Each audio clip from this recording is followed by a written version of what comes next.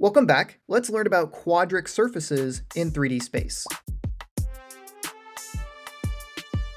Alright, so far in Calculus 3, you have been introduced to three different types of special surfaces. Very early on, we looked at spheres, and then a little bit later, we talked about planes, and then most recently, in the previous lesson, we looked at cylinders. And recall that cylinders dealt with equations that used two variables and represented the trace of a curve projected along an axis, where that curve does not change as it is projected. But now in this video, we're going to look at a fourth type of special surface, or in particular, a group of special surfaces known as quadric surfaces.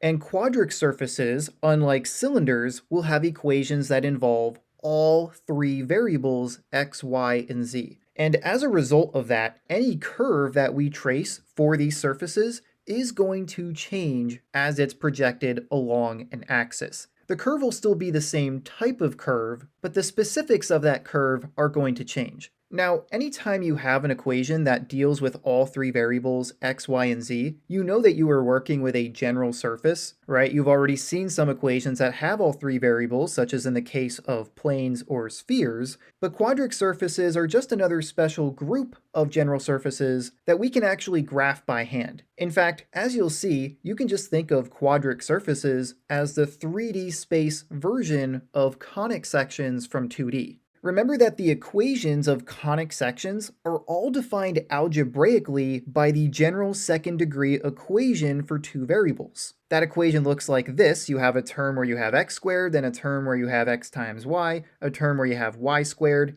a term where you have x to the first power, then y to the first power, and then a constant term. Those letters A, B, C, D, E, and F just represent different constant values that could be multiplied by each of those terms, or in the case of this term, just the value of the constant term. But depending on the value of those letters and how you manipulate this equation, you can get all the standard form equations of the different conic sections. And so that would include your very basic conic section of a circle, and it also includes the more complicated ones, such as parabolas, ellipses, and hyperbolas. The equations for these conic sections all come from this general second degree equation for two variables. But in the same way, the equations for quadric surfaces in 3D space are all going to be defined algebraically by the general second degree equation for three variables.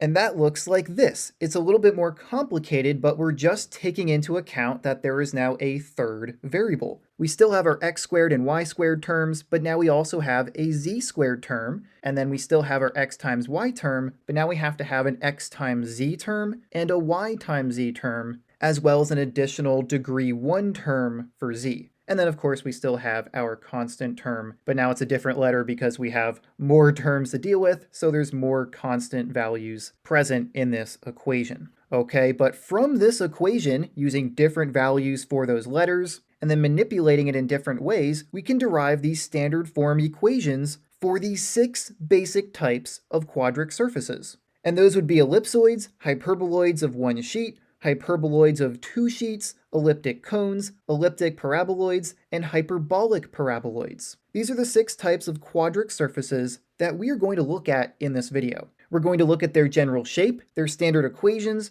and their traces on each coordinate plane. And in doing that, we will discuss how we would sketch a graph of each of these quadric surfaces, and then of course we will take a look at an example. All right, and in general, when sketching quadric surfaces in 3D space, you will be drawing traces on coordinate planes as well as traces on planes parallel to coordinate planes. The surfaces are still going to be directed along an axis, just like with cylinders, except those traces that we draw are going to change along that axis. They're not going to stay the same. Okay, and so when we go to sketch these quadric surfaces, there's 3 general steps that we're going to go through. The specifics of how we sketch each individual quadric surface is a little bit different, but these are the overarching steps that we're going to follow.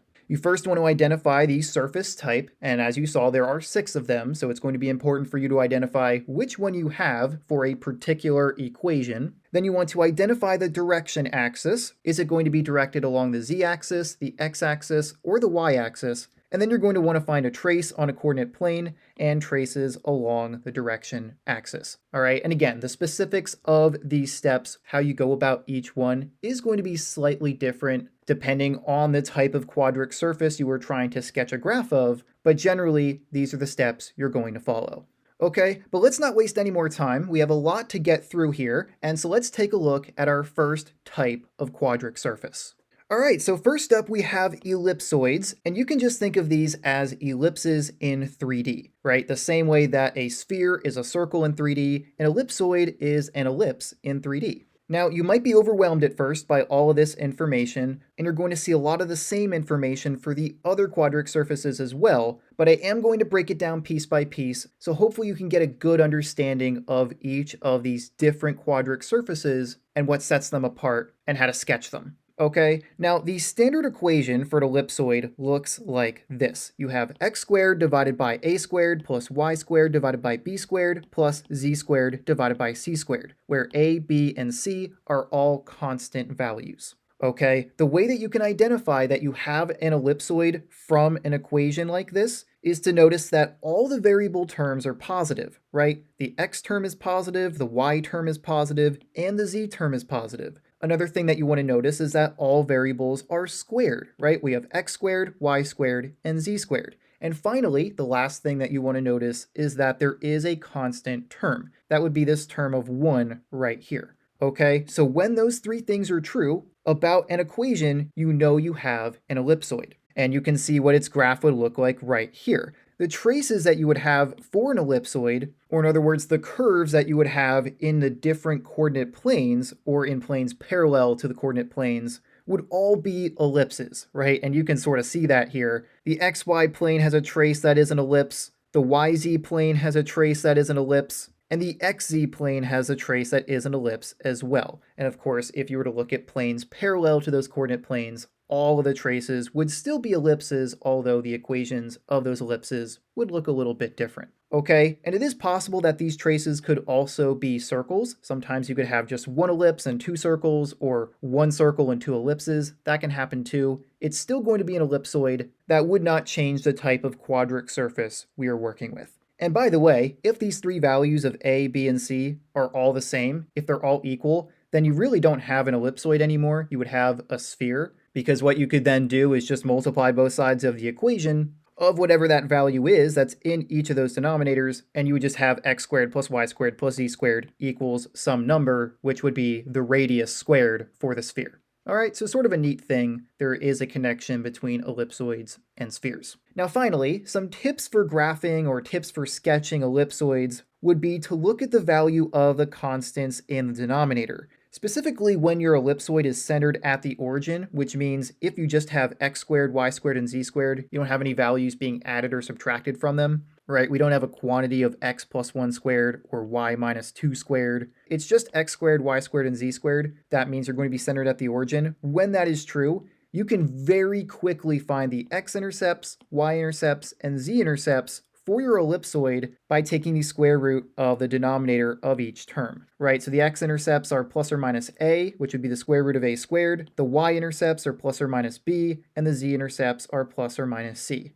Okay, and so once you label those intercepts, then you can use them to draw some ellipse traces in each of the coordinate planes, and then you should be able to sketch a graph of that ellipsoid. Okay, and so let's take a look at an example. Here we want to sketch the surface represented by this equation. We have 4x squared plus 16y squared plus z squared equals 64. Now, because of the way this video is structured, you probably know that this is an ellipsoid, but if you didn't know that ahead of time, how would you identify from this equation that you're working with an ellipsoid? Well, for one thing, all the terms are positive, right? The x term is positive, the y term is positive, and the z term is positive. All three variables are positive, so that's a good sign. Another good sign, or another good indicator, is that all the variables are squared. We have x squared, y squared, and z squared. And finally, there is also a constant. Okay, so we can check all three of those things off. This is for sure an ellipsoid because all the variable terms are positive, all the variables are squared, and we have a constant. Now, in order to actually graph this ellipsoid though, what we want to do is get it in standard form. In this case, what we want is a 1 on the other side of the equation. So to do that, what we should do is divide both sides of the equation by 64.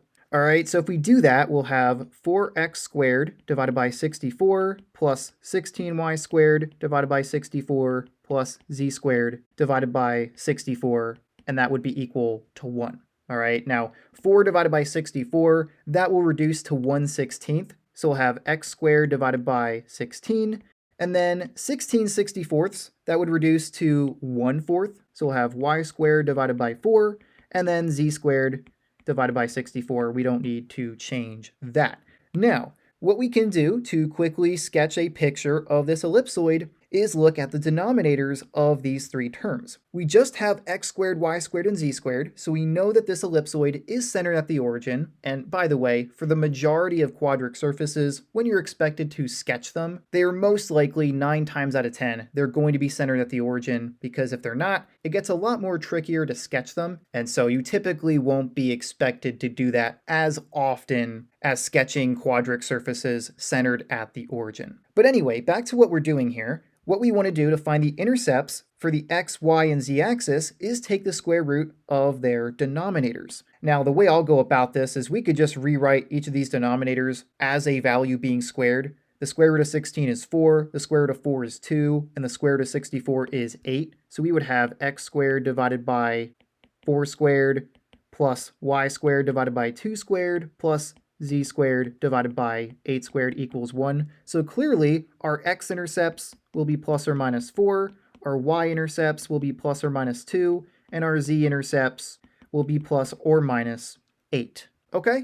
And so I'll quickly label those in the 3D coordinate system here. And now all we have to do to sketch this ellipsoid is connect these intercepts for traces of ellipses in each coordinate plane. All right, so let's start with the xy plane, which means we're going to be connecting the x and y intercepts. So I'll start at the positive x-intercept, connect it to this y-intercept, go to this x-intercept, come back to this y, and back to the x. Now let's do the yz trace, or the ellipse in the yz plane. So let's work with the y and z intercepts. I'll start at the positive z, come down to the y, go down to the negative z, come back to the y, and then back to the z. And now let's do the trace in the xz plane. So we're going to be working with the x and z intercepts. I'll start at the positive z-intercept once again. We'll go down to the x-intercept, come back down to the negative z-intercept, come back up to the positive x-intercept, and then come all the way back up to the positive z-intercept. Now you can sort of see our picture here. You can see the sketch of the ellipsoid. If you want, you can try to get a little fancy by making some of the lines that would be in the back of the 3D shape. You can make them dotted lines. I'm not going to worry about that here. One final thing that I will do, though, is shade in the surface. Okay, and there you have it. There's our sketch of the ellipsoid represented by this equation. Let's move on to our next quadric surface. So next up, we're going to look at hyperboloids of one sheet. And there will be another type similar to this called a hyperboloid of two sheets. So they do have some similarities as well as some key differences that I'm going to point out as we go along here. The standard equation of a hyperboloid of one sheet, as you'll see, is very similar to the equation of an ellipsoid, except there is one difference. One of the terms is now negative, right? We still have two positive terms, x squared divided by a squared plus y squared divided by b squared, but now we have a negative term. Negative z squared divided by c squared equals 1. So this is how you can identify a hyperboloid of one sheet from an equation. One of the variable terms will be negative. Now, all the variables will still be squared, right? We still have x squared, y squared, and z squared, and we will also still have a constant term, that being this 1 right here. But now an extra piece of information that we get from an equation of a hyperboloid of one sheet is that the direction, or the way that the surface will be directed, is dependent on which variable term is negative. It will be directed along the axis of the negative variable. And so this is where you need to understand something very important. This is just one way that you could write the standard equation for a hyperboloid of one sheet. Depending on which variable term is negative, this graph that you're looking at here might look a little bit different. In this case, for the standard equation that I'm giving you here, the z term is negative, so the surface, or the hyperboloid of one sheet, is directed along the z-axis, right? You can sort of see that the general shape here of the surface is riding along the z-axis. If instead the z term was positive, but now the x term was negative, you would have the surface directed along the x-axis. Okay, so I hope that makes sense. Depending on which variable term is negative, we'll decide which axis this hyperboloid of one sheet is directed along. And you're going to see a common trend as we continue to look at these different quadric surfaces. When you're trying to determine which axis the surface is directed along, you're always going to be looking for the variable term that is the odd man out. All right, in this case, the odd man out is the negative term because there's two positive but one negative. So you're always going to be looking at the negative variable for this surface to determine which axis it is directed along. Okay, but now moving on, if you were to look at the traces for a hyperboloid of one sheet, in this case, when you're directed along the z-axis, your traces parallel to the xy plane will be ellipses, and you can see that pretty clearly here. And then your traces parallel to the other two planes, the xz plane and the yz plane, will be hyperbolas. And so you can sort of see that here with the way that this surface is shaped. All right, and now finally, some tips for graphing hyperboloids of one sheet. What you generally want to do is set the negative variable, the odd man out. You want to set that equal to 0, as well as plus or minus c. In this case, it would be c because z is our negative variable, but if it was x or y, you would use a or b. But you would want to set it to plus or minus that respective value to get 3 traces of ellipses. And then you just want to connect those ellipses with hyperbolic curves. All right, you can see that's exactly what's going on here. We have a trace for when z equals 0, and then 2 traces for when z would be plus or minus c. And then we connect the ends of those ellipses that we drew with some hyperbolic curves. All right, so that's everything you need to know about a hyperboloid of one sheet. Now let's take a look at an example of sketching one. Here we want to sketch the surface 16x squared plus 16z squared minus 4y squared equals 64. Now before we do anything, obviously we are working with a hyperboloid of one sheet in this example, but if you didn't know that, how could you identify that surface from this equation? Well, before we do anything, I think it is helpful if you try to get it in standard form first. We didn't really do that for our example with an ellipse, but that's because all the terms were positive. As soon as you start seeing some negatives in your equation, then before you try to identify anything, maybe try to get the equation in standard form. That is typically my advice. That way you don't make any mistakes in identifying your surface. So in this case, let's try to get a constant of 1 on this side of the equation. Let's divide both sides by 64. If we do that, we'll get 16x squared divided by 64 plus 16z squared divided by 64 minus 4y squared divided by 64 equals 1. And if we simplify, we'll have x squared divided by 4 plus z squared divided by 4 minus y squared divided by 16, and that's equal to 1. And so now we have our equation in a form that we can more easily recognize the type of quadric surface that we are working with here. In particular, what 3 things do you notice? Well, for one, all the variables are squared, right? X squared, z squared, y squared. That's good. We also have a constant in the equation. And finally, this is the most important one of the variable terms is negative. 2 are positive, 1 is negative. When that's the case, along with the other things that we identified, we know that we are working with a hyperboloid of one sheet. Okay? In particular, it's going to be a hyperboloid of one sheet directed along the y-axis because the y term is negative.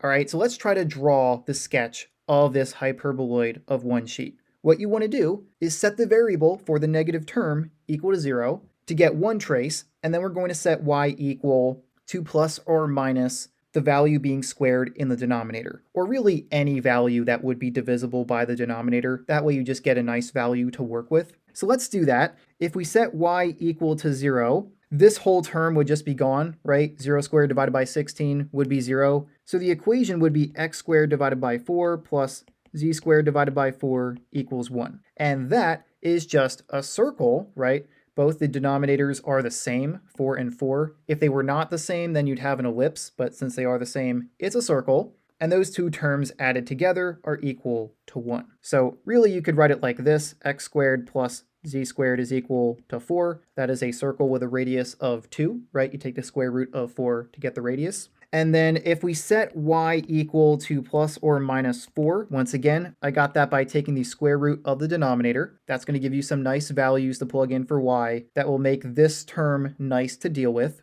If you do that, you will have x squared divided by 4 plus z squared divided by 4 minus 1, and that would be equal to 1. Right, you would have 4 squared, which is 16, divided by 16, which is 1, or negative 4 squared, which is still 16, divided by 16, which is still 1. And so if you add 1 to both sides of the equation, this will then become x squared divided by 4 plus z squared divided by 4 equals 2. But now that is not in the standard form of a circle or an ellipse. In this case, it would be a circle because these denominators are the same. So you could either get it in this form or in this form. Since it's a circle, I'm going to do it this way. I'm going to multiply both sides of the equation by 4, and that will give me x squared plus z squared equals 8.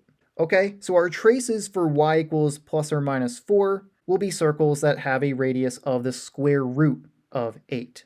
All right, so let's draw these traces. And we'll start with the trace for y equals 0. If y equals 0, then what that means is we're going to be in the plane that doesn't involve y. So we're going to be drawing this trace in the xz plane. So let's draw a circle with a radius of 2. So we'll say that this is z equals positive 2, and this is z equals negative 2, and then this will be x equals negative 2, and x equals positive 2. Let's draw our trace. It will look something like this. Not a perfect circle, but it's all right, it'll do. And then let's look at our traces for y equals plus or minus 4. We're going to have two circles, in fact, the same circle, represented by this equation, which will be a circle with a radius of the square root of 8. Now, if r equals the square root of 8, we need to know approximately what that is. That's about 2.8 and some more decimals. And I'll just write that up here for this circle as well, just so you don't forget r was equal to 2 in this case. But anyway, let's draw our two traces here. In each case, first, you want to mark off y equals plus or minus 4 so you know where you're working. I'm going to say that this right here is y equals 4 and this is y equals negative 4. And then at those 2 points, what you want to do to be able to draw a nice trace is actually draw a projection of the xz plane at each of those points. All right, so here's what I mean by that. I'm going to draw a projection of the z-axis at y equals 4 and y equals negative 4. And then a projection to the x-axis at those 2 points as well. All right, that's going to allow us to draw some nice traces of these circles. So for both circles, we have the same radius. It's 2.8. So we'll say that this is about 2.8 in the positive z direction, and then the negative z direction, I'll put it down here. That's negative 2.8. And then for the x-axis, this will be positive 2.8 and then negative 2.8. And I'll do the same thing over here. Okay, and then you just want to draw your circles. So I'll draw one right here, connecting all of those points we just labeled, and I'll do the same thing over here. And then finally, our last step is to just simply connect our traces with a hyperbola. So we'll draw a curve like this, and then a curve like that. So not perfect, but if you want to try to make it look a little bit better, you can shade it in, which is what I'll do right now. And then once you've done that, you are done sketching the hyperboloid of one sheet. And notice that for this sketch, just as we said at the beginning, since the y term was negative, the surface would be directed along the y-axis, and you can see that that is true with our sketch.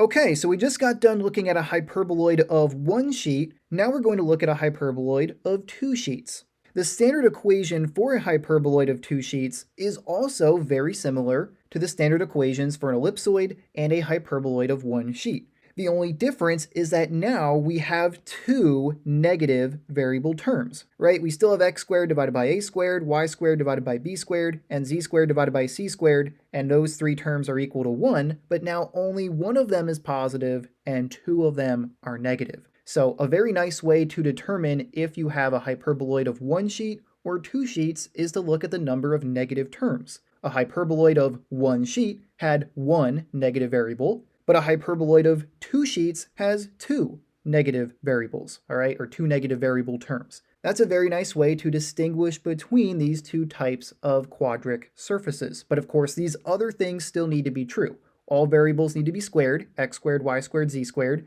You still need to have a constant term, that would be this 1 right here. But then finally, the last important thing to identify here is the direction axis, and a hyperboloid of two sheets is directed along the axis of the positive variable, the odd man out, right? When you're talking about the direction axis, which variable's axis are we going to be directed along? It's always based on the odd man out. We have two negative terms, but only one positive. So in this case, our positive term is z, so the hyperboloid of two sheets is directed along the z-axis. Okay, if x and z were negative, but y was positive, then you would be directed along the y-axis. And you could follow that same line of thinking. If y and z were negative, then that would mean that x would be positive, and you would be directed along the x-axis. Okay, now if you're to look at the traces of a hyperboloid of two sheets, when you are directed along the z-axis, this is the way that things will be. Your traces parallel to the xy plane will be ellipses, or they could also be circles, and your traces parallel to the other two planes, the planes involving your positive variable, are both hyperbolas. Okay, and so you can sort of see that in these two sheets.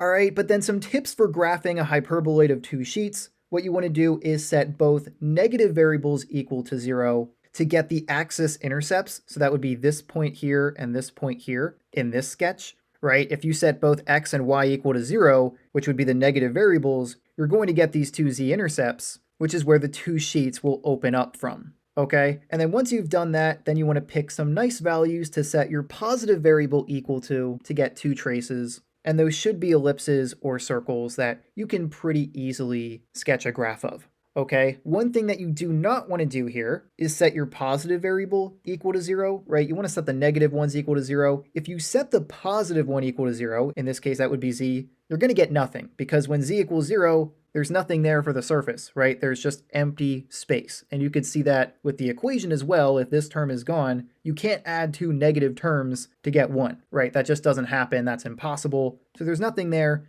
Don't set the positive variable equal to 0. You're not going to get a trace. Okay, but with that, let's take a look at an example. For this example, we want to sketch the surface represented by this equation, negative y squared plus x squared plus 16z squared plus 16 equals 0.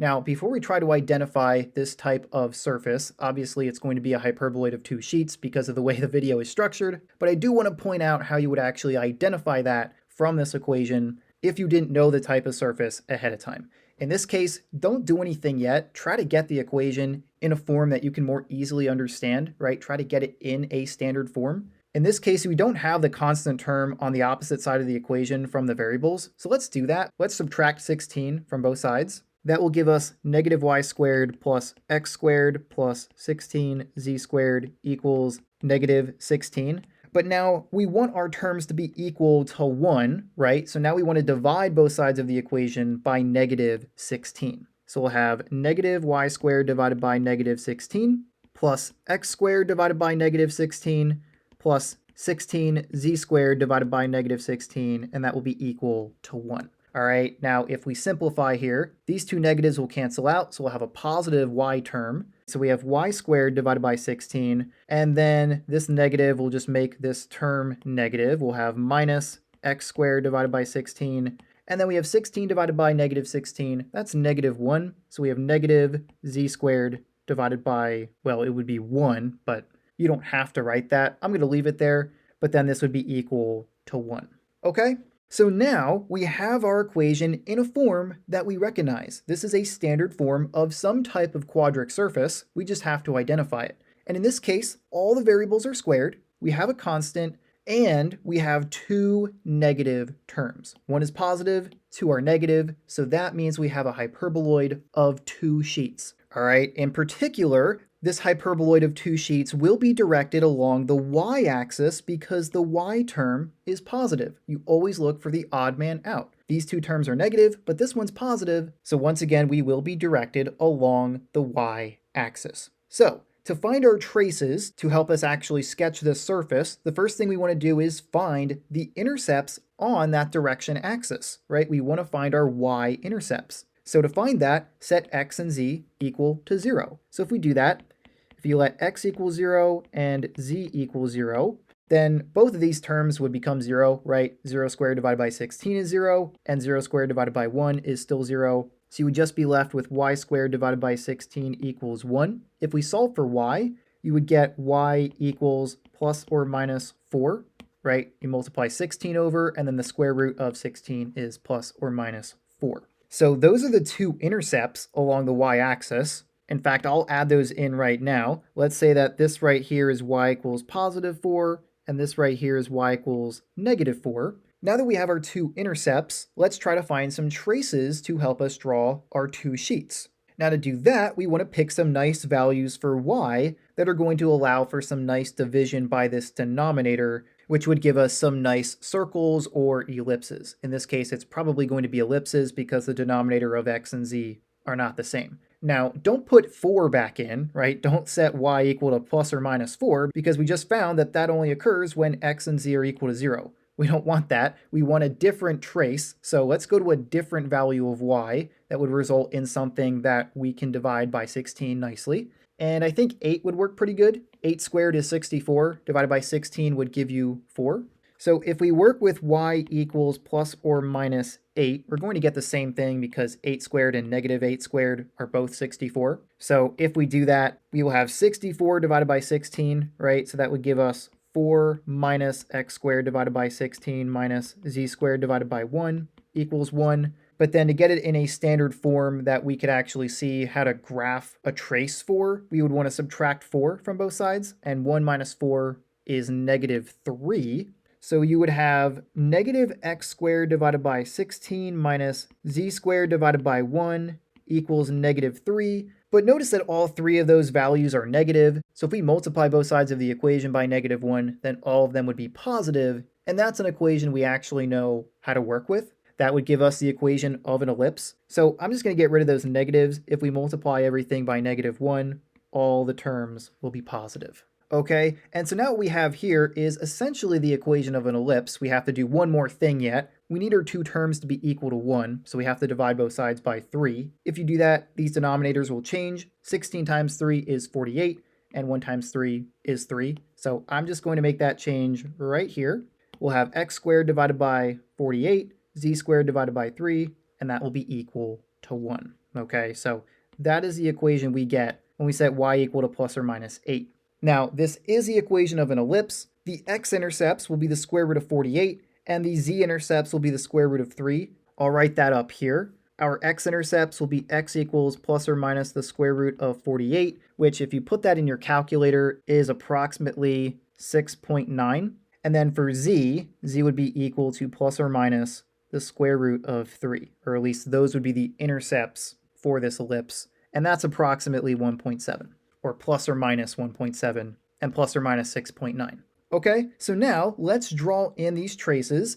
These traces will be ellipses, and they will be at y equals plus or minus 8. So let's say that this right here is y equals positive 8, and this right here is y equals negative 8. And then what we want to do is draw some projections of the xz plane at those 2 points to help us draw these ellipses, right? We are working with an equation in terms of x and z, so these traces will be in the xz plane. So I'll draw a projection of that plane at y equals 8, just like this. There's our x and z axis, and I'll do the same thing at negative 8.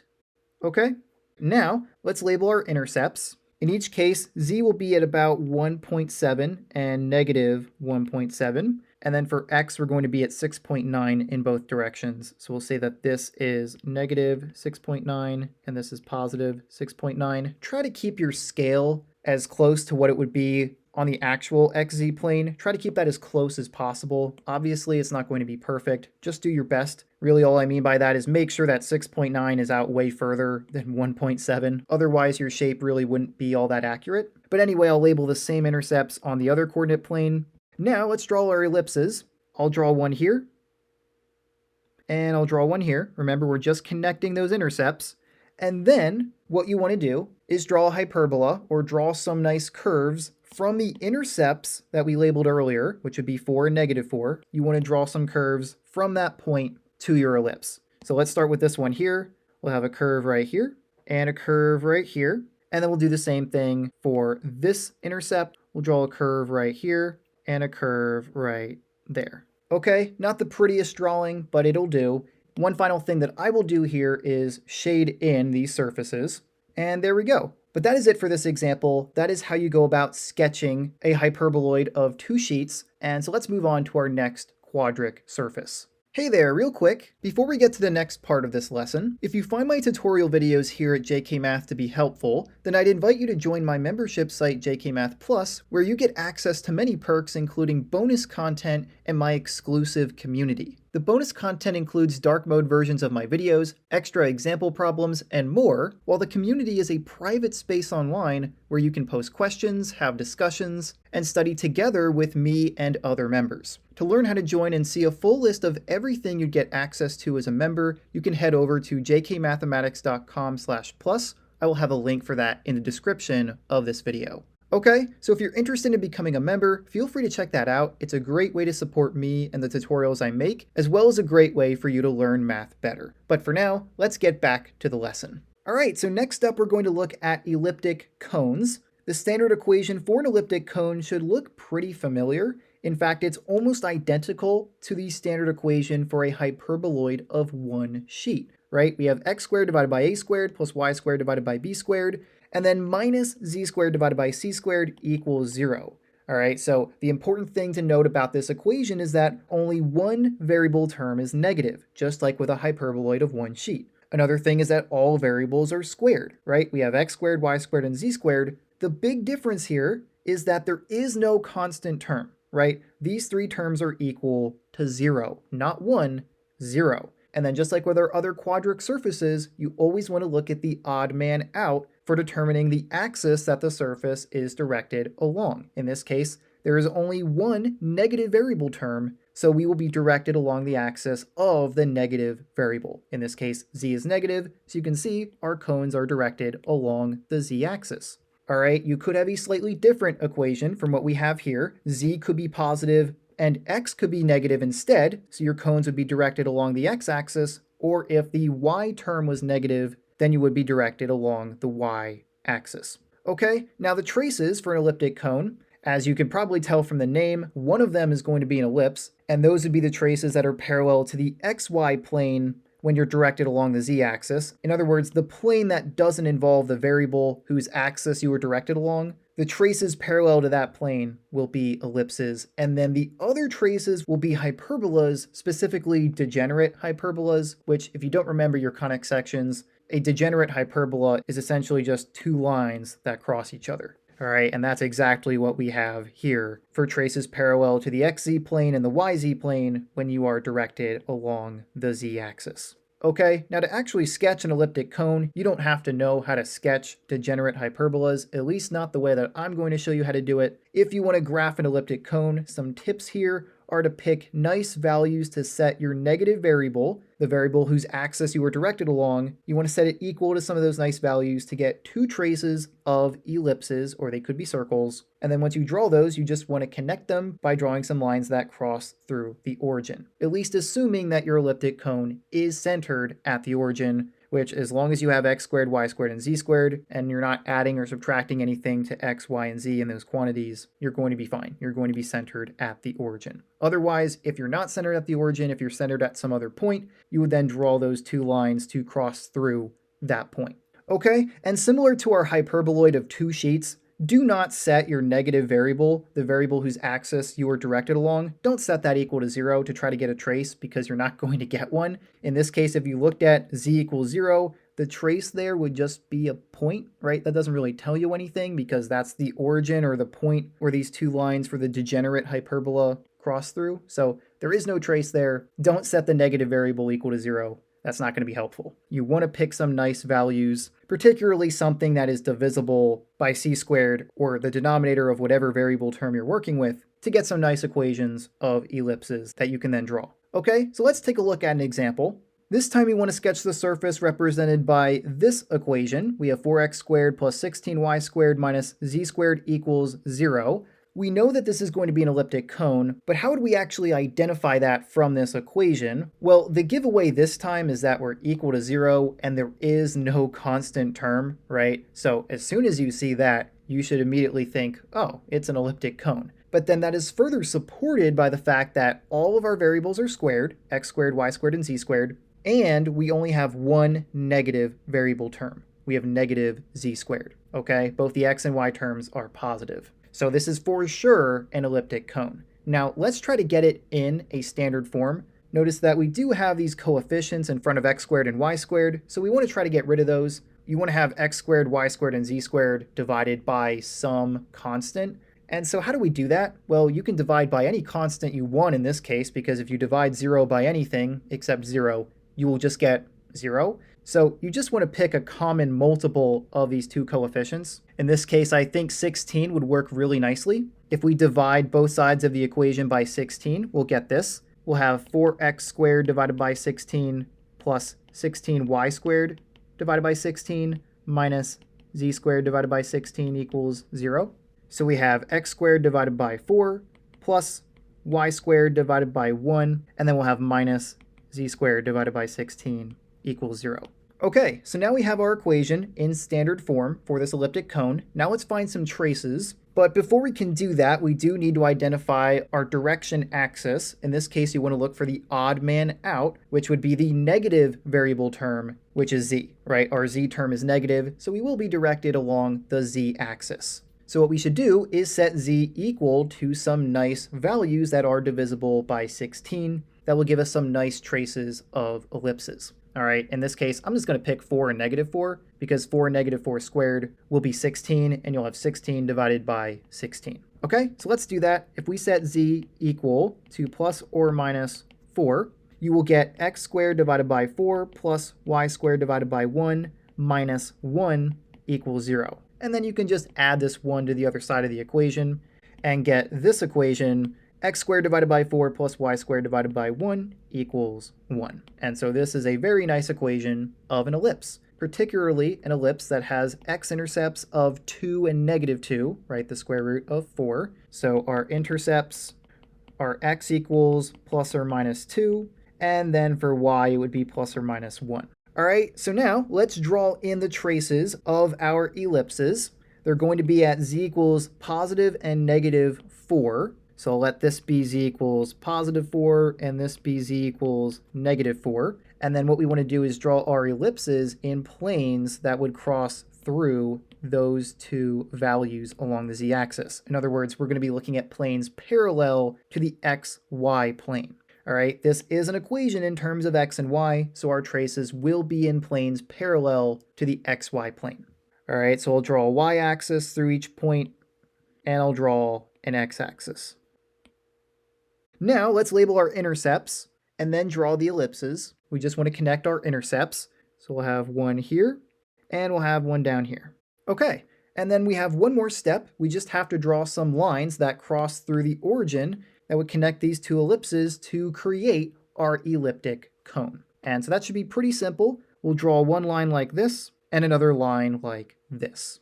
Okay, and there we have it. I will also shade this in, but once you've done that, then you have completed your sketch of this elliptic cone. And so let's take a look at our next quadric surface. All right, so next up we have elliptic paraboloids. The standard equation for an elliptic paraboloid is some constant c times z is equal to x squared divided by a squared plus y squared divided by b squared. And so this is where the standard equations start to look a little bit different. Notice that we still have 3 variables, z, x, and y, but only 2 of them are squared. We have x squared and y squared in this case, but z is to the first power. So we have 3 variables, 2 are squared, and both of those squared variable terms are positive. But you will always be directed along the axis of the degree 1 variable. In this case, z is to the first power, and so our paraboloid opens up along the z-axis, specifically the positive z-axis, because we're assuming that this constant is positive. If it was negative, then we would be opening in the negative z direction. Okay, so the sign of c determines whether the paraboloid opens towards the positive or negative axis of the direction axis. Now, the traces for an elliptic paraboloid, as you might be able to guess from the name, are going to be ellipses and parabolas. The traces parallel to the xy plane, when you're directed along the z-axis, will be ellipses, and then your traces parallel to the other 2 planes will both be parabolas, and you can see that here. Okay, now some tips for graphing a sketch of an elliptic paraboloid. These are actually some of the easiest surfaces to draw a sketch of. You really only need one trace, and there's kind of 2 scenarios here. One of them is if your paraboloid is shifted, in other words, if it doesn't start at the origin. And that would happen if you had some constant added on to these two terms. So you could have +1 or +2 or -6 or something like that. If you have some extra constant, that's going to shift this paraboloid along the direction axis. If that happens, if you are shifted, you want to set the degree 1 variable equal to 0 to get a trace of an ellipse. And then once you have that, you can just draw a parabola from that ellipse to the point that the paraboloid would be shifted to. All right, so it would normally be at the origin, but if you're shifted down 3 in the z direction, then you would connect your ellipse down to z equals -3. Okay, now if the paraboloid is not shifted, like it is in this case, if it's just going to come down to the origin, or if it's opening downward, it would come up to the origin, what you would do is pick a number in the direction of the opening for z. Okay, so in this case, since we're not shifted, you would just want to pick a value of z along the positive portion of that axis, so something like z equals 1, 2, 3, 4, whatever, pick a nice number, and you will find an ellipse in the plane parallel to the xy plane that would go through that value of z. Okay, let's take a look at an example.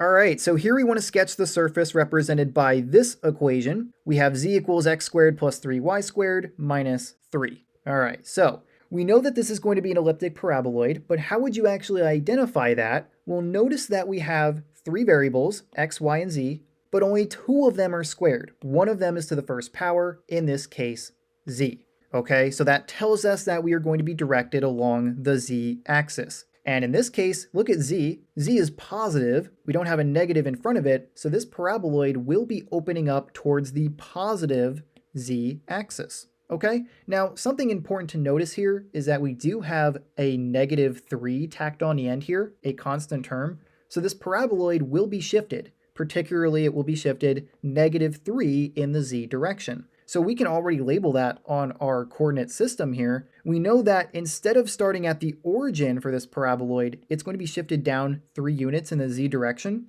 So we know it's going to reach down to a value of z equals -3. Okay? So far we know that, but now what else do we need to do? Well, we should get a trace of one of the ellipses for this elliptic paraboloid. And in this case, since our paraboloid is shifted, we can just set z equal to 0, our degree 1 variable, and we should get a nice equation of an ellipse. So if we do that, if we set z equal to 0, we will have 0 equals x squared plus 3y squared minus 3. So you'd have x squared plus 3y squared equals 3. And then we almost have the equation of an ellipse. We just want this side to be equal to 1. So if we divide both sides by 3, we'll have x squared divided by 3 plus 3y squared divided by 3 equals 1. And that will reduce to x squared divided by 3 plus y squared divided by 1 equals 1. Okay, so this is the equation of an ellipse with x-intercepts of plus or minus the square root of 3 and plus or minus the square root of 1, which is just 1. All right, so our intercepts for this ellipse will be x equals plus or minus the square root of 3, which is approximately 1.7. So that would be plus or minus 1.7. And then for y, you would have plus or minus 1. All right, and so let's draw this trace in our 3D coordinate system here. Since we're working with z equals 0, we can draw this trace right in the xy plane. Okay, that is where z would be equal to 0. And we know we're in the xy plane because this equation of our ellipse deals with x and y. So our x-intercepts will be at 1.7 in each direction. So I'll say that this is about -1.7 and +1.7. And then for the y direction, we want to go to 1 and -1. Okay, now let's draw our ellipse. We just need to connect those 4 intercepts. So mine will look something like this. And now that we have that ellipse, we can simply just draw a parabola down to that z-intercept and we'll be done.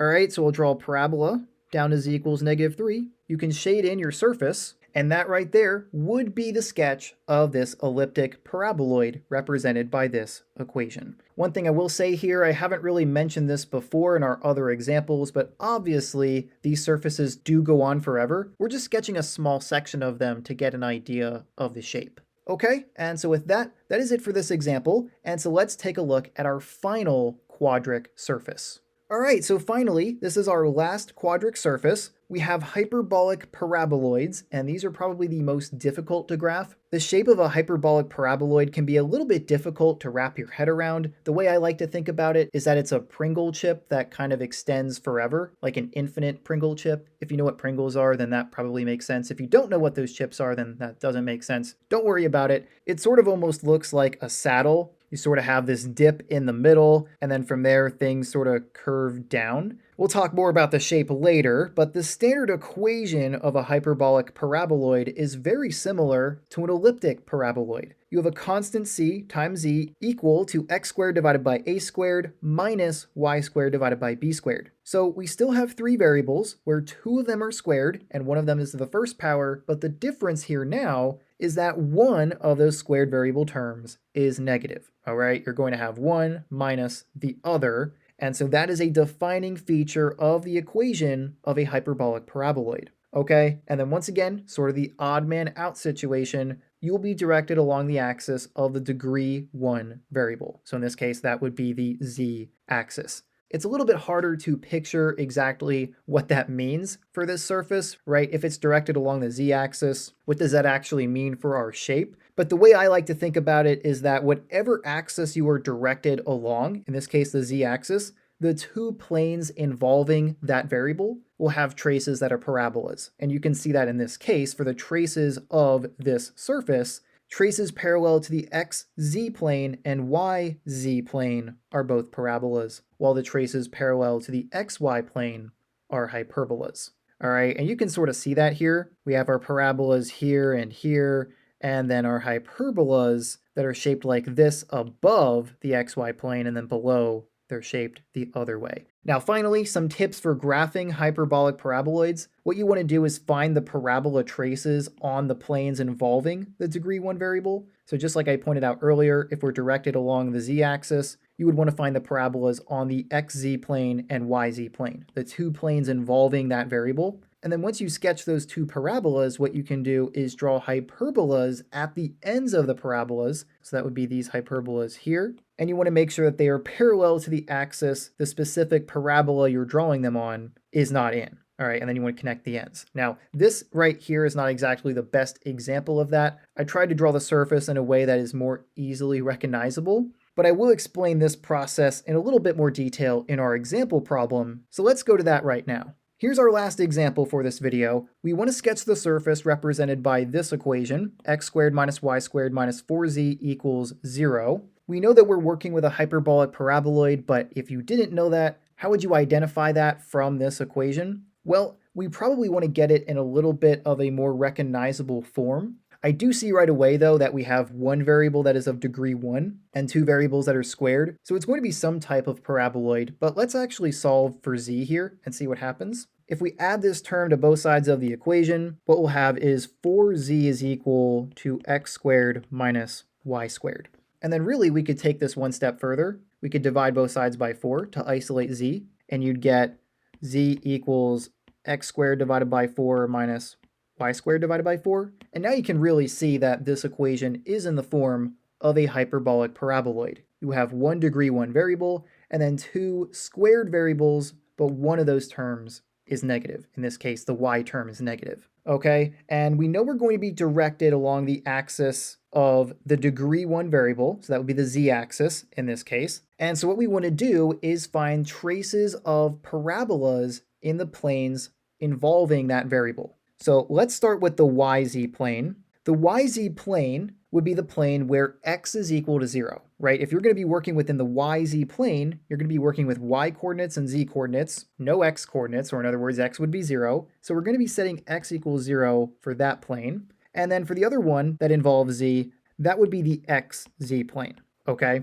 And that's going to be when y equals 0. All right, so if we set x equal to 0 in this equation, this term would just be 0. So you would have z equals negative y squared divided by 4. That's just a parabola, right? A pretty simple one that we could graph. We'll work on that in just a second. But then if y equals 0, then this term would be gone. So you would have z equals x squared divided by 4. All right, now both of these parabolas are going to have their vertices at the origin, right? They're not shifted up or down. It's just negative y squared divided by 4 and x squared divided by 4. So what I'm going to do is just find 2 points on these parabolas and then connect them using the origin. All right, so let's start with this one. Let's just use some values of y that would allow for nice division. So I'll use 4 and negative 4. If you put in 4, you'll have 4 squared, which would be negative 16 divided by 4, which would be negative 4. So one of the points we'll have is when x is 0, y is 4, and z would then be negative 4 if you were to plug in 4 for y, all right? And then if you do the same thing but for negative 4, you'd have negative 4 squared, which would be 16, but then that would be negative, and so you would once again get z equals negative 4, all right? So the 2 points we're going to be working with here are these right here. We're going to plot those 2 points and then draw our parabola. But then for this one, I'll just do the same thing. We'll let x equal plus or minus 4. And in both cases, you would get z equals 4 as well. All right, so our 2 points here would be 4, 0, 4, and negative 4, 0, 4. So let's plot those. If we say that this is z equals 4, this is z equals negative 4, this is x equals negative 4, this is x equals positive 4, this is y equals positive 4, and this is y equals negative 4. Then here would be our points. Let's start with these two. We are going to be in the yz plane, so keep that in mind. Both of those points have a z coordinate of negative 4, and then the y is either 4 or negative 4. So that would be this point right here. We have y equals 4, z equals negative 4. We'll do that right there. And then our other point would be y equals negative 4, z equals negative 4. So that would be right there. So you would draw a parabola that comes up to the origin and crosses through both of those points. All right, so there's one of our parabolas. It's in the yz plane. And then let's do our parabola that would be in the xz plane. We have these 2 points. The xz plane is going to be a little bit more difficult to work with, but we can do it. For both points, our z coordinate are positive 4, so we will be up here at this value of z. But then our x coordinates are 4 and negative 4. So let's start with the point that would be about here. This is x equals negative 4. So if we draw some lines parallel to the opposite axis, where those 2 lines meet, would be that point. And then we could do the same thing for the other point, which would be at positive 4 for x and positive 4 for z. So once again, I'll draw some dotted lines parallel to the opposite axis, and then where they meet is where that point would be. And so now we can draw a parabola that connects those 2 points and goes to the origin. All right, so there's our 2 parabolas. Took a little bit of extra time to draw compared to some of our other traces for other surfaces, but this is going to get the job done. Now what we have to do is draw some hyperbolas. Now, you could go ahead and find them if you wanted to. I wouldn't recommend doing that because we are just doing a sketch here. We're not trying to draw a perfect representation of this surface. We can use 3D graphing calculators for that. We're just trying to get a rough idea of the shape of this surface. So if you wanted to, what you would do to find those hyperbolas, and I'll put the work up here on the screen for you to look at. You can pause the video if you want to look at that work more closely, but you would set the degree 1 variable, in this case z, equal to some nice value, particularly the same value but positive or negative versions, and you will get equations of hyperbolas, particularly where they are directed along one axis in the positive z direction and then directed along the other axis in the negative z direction. All right, so all you need to know for actually drawing the sketch here is that we want to draw hyperbolas on the ends of these parabolas, but the way that we do it is by drawing them parallel to the axis not involved in the plane of our parabola traces. All right, and here's what I mean by that. This parabola right here, we drew this parabola in the yz plane. So we want to draw the curves of a hyperbola parallel to the x-axis at those ends. All right, so the one on the outside might look something like this, and then the one on the inside would look something like that. Not perfect, but you can sort of see how if they were straight lines, they would be parallel to the x-axis. Then we'll do the same thing up here, but this parabola is in the xz plane, so our hyperbolas will be parallel to the y-axis. So we'll have something like this and this. Again, not perfect, but then what you want to do is connect the ends of these hyperbolas. So you'd want to connect these two like this, and then the other side of this one would connect to the other hyperbola, if that makes sense. It's not going to look very pretty, but then you connect this end to this one. So you'd have this, and then you connect these two to kind of complete it.